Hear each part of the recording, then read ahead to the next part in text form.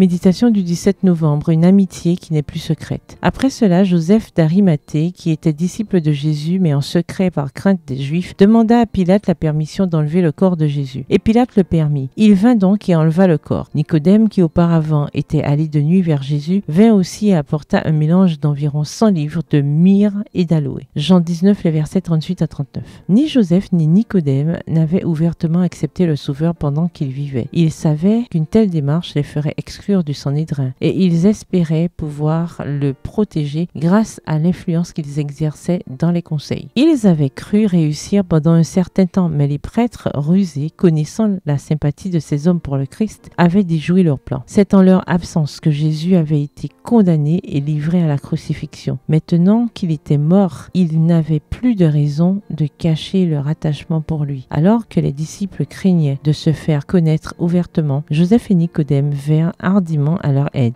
Quand Nicodème vit Jésus élevé sur la croix, il se rappela les paroles qui lui avaient été dites de nuit sur le mont des Oliviers. Comme Moïse éleva le serpent dans le désert, il faut de même que le Fils de l'homme soit élevé, afin que quiconque croit en lui ait la vie éternelle. Jean 3, les versets 14 à 15. Pendant le sabbat que le Christ passa dans le sépulcre, Nicodème eut le temps de réfléchir. Une vive lumière éclaira son esprit, et les paroles que Jésus lui avait dites cessèrent d'être mystère. Il comprit qu'il avait beaucoup perdu en ne se rattachant pas au Sauveur pendant qu'il vivait encore. Il se rappela les événements du calvaire, la prière que le Christ avait fait entendre en faveur de ses meurtriers, la réponse qu'il avait donnée à la supplication du malfaiteur mourant, parlait au cœur du savant sénateur. Il revoyait le Sauveur dans son agonie. Il entendait à nouveau son dernier cri. Tout est accompli. Jean 19, le verset 30, qui avait retenti pareil à celui d'un conquérant. Il revoyait la terre vacillante, les cieux obscurcis, le voile